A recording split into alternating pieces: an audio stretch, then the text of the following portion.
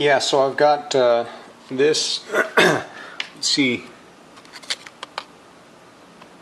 it's called a flap wheel, that's what it is. I think I called it a floppy thingy, but it's a flap wheel. It's got some grit of sandpaper on there. It says sanding up there. We'll see how far that gets me. Really, I think I just want this for the plastic, for the fans. Oops. Better if I had light. I think I'm just going to use this for the fans, the plastic bits. And I've got this for the metal. Removing rust and paint from metal surfaces and other whatever. For hand drill. So I'm going to hit the radiator shield with this.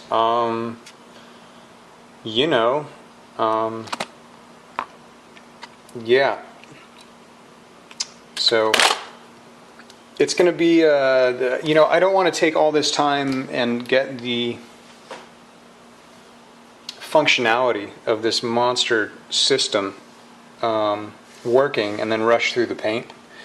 I'm going to want to tape it off, kind of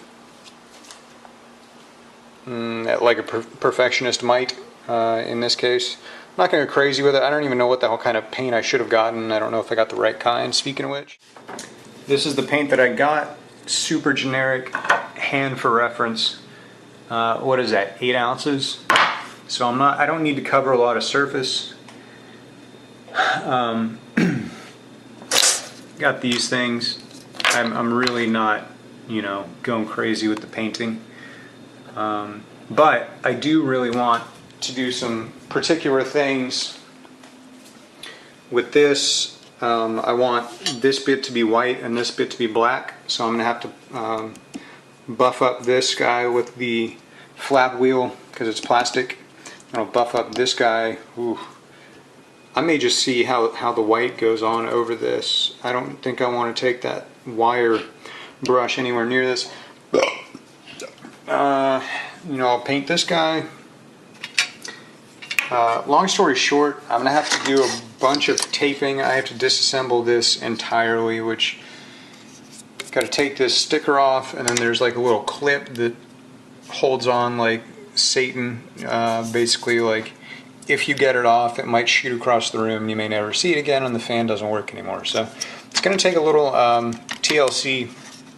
I think maybe not. It might not be remotely as hard as I'm making it out to be. I have no idea. The fans are going to be a labor of love because I've got to take these stickers off to get to the construction of the fan itself.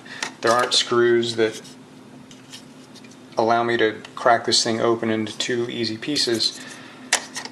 As I understand it, there's just a clip construction in here and a central tower with a bunch of super specific pieces, at least 3. Like a central post and then a cap on one end and then a clip and maybe another cap or some bullshit that are very sensitive, can't damage them. They are critical for the unit to even work. So I got to put some thought into that. It's just not something that I want to engineer this evening. And then the power supply, this will be mostly white. I'm probably going to tape off like the exterior. Rather, I'll tape off the interior and paint the exterior. I'll probably paint over all of this. I will likely paint over all of this. And on this stuff, the guy at the hardware store was like, hey, you need white paint? Here's this super fancy spray paint. And I was like, no, I'm good on the spray paint. Thank you, though. You can kind of see why spray paint is not appealing. So I'm just going to use those little shitty like spongy brushes to just sort of wipe it up here, and it looks like this part comes off but this bit's fixed. I don't know. Oh dear, I'll warranty. Whatever shall we do? So yeah, I may start taping, but I still got a few days on the artwork for the plexiglass on the front, and I'm not pushing it, guys. So that's my life.